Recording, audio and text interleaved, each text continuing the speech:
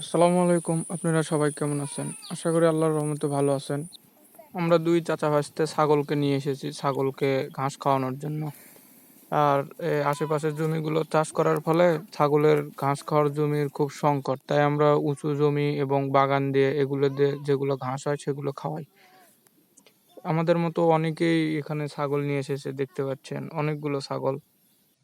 ও এটা একটা প্রজাপতি। প্রজাপতিটা হলুদ কালারের বেশ সুন্দর।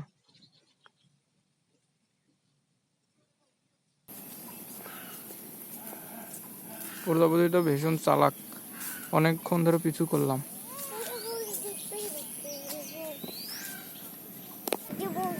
তো এখন আমরা যাচ্ছি একটা বড় জাম গাছের নিচে, যেখানে ছায়া এবং বাতাস পাওয়া যাবে।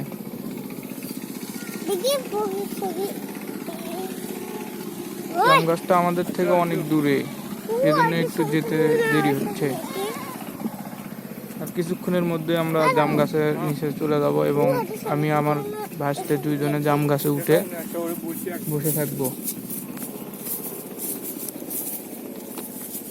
আকাশে প্রচুর মেঘ, বৃষ্টি হতে পারে, তো আমরা তাড়াতাড়ি সেফ জায়গায় যাই। তো আমরা আমাদের সেই জাম গাছের নিচে পৌঁছে গেছি। এখন আমি আমার ভাইস্তে জাম গাছে উঠবো।